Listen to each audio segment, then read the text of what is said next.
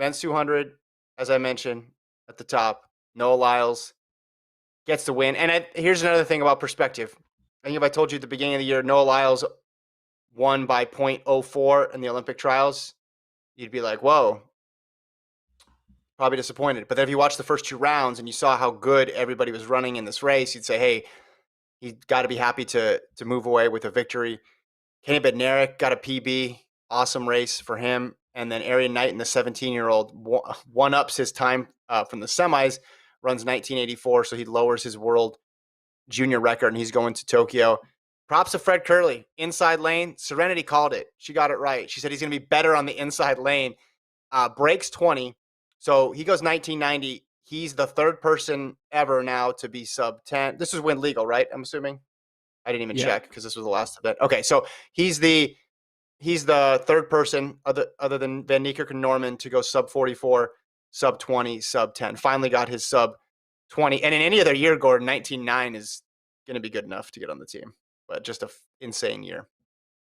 Yeah, there were a lot of different angles. I was incredibly impressed with what Fred Curley did. I thought, whoa, maybe Fred Curley will make the team. I was impressed with Noah Lyles putting together the best race at the best moment.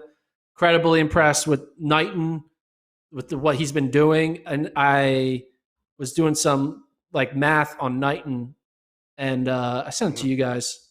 What was I did a little comparison between him and Bolt and what's it called? Okay, so before the age of 18, Noah Lyles' PB was 20.18. Usain Bolt's PB was 19.93, and Knighton's PB is 19.8. What do you want? 19? I forget what he said. Today? 19.84. So he is already 0.09 faster than what Bolt was at this age, and even double that than what Noah Lyles was. Now Lyles got good basically between the age of, he ran his 19.5 at the age of 21, and Bolt ran his 19.3 at the age of 21.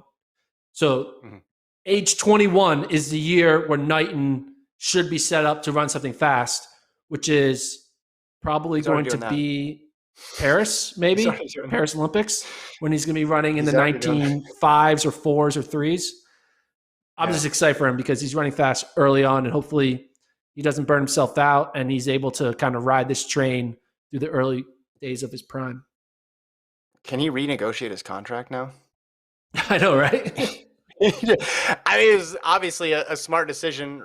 Things are working out very well for him, and he ran a pro schedule, which I think helped him in this meet. He had experience racing against fast people, and he was not over-raced. He was not under-raced. He came in really at the optimal position to compete, but now he's an Olympian, and I don't even know. Adidas signed him last year, right? Because he ran that 20.3 as a sophomore, if I'm remembering that right. And Adidas signed him. Maybe they signed him in 19. We know when. Travis will know this. Let me just look. Goes pro. I believe it was 2019. Wait, what? Was it this year? Oh, I'm sorry. I'm way off. 2021. He signed the contract. Sorry. When did he run 20.33? Oh, that was the pandemic year. Okay. So his value's only increased. I think when he signed that contract, do you think Adidas thought we're signing somebody who's going to make the Olympics this year? Best case scenario. No, they were thinking we're signing someone who's going to make maybe a world team in 22 or 23. I don't think they were thinking immediate success. Yeah.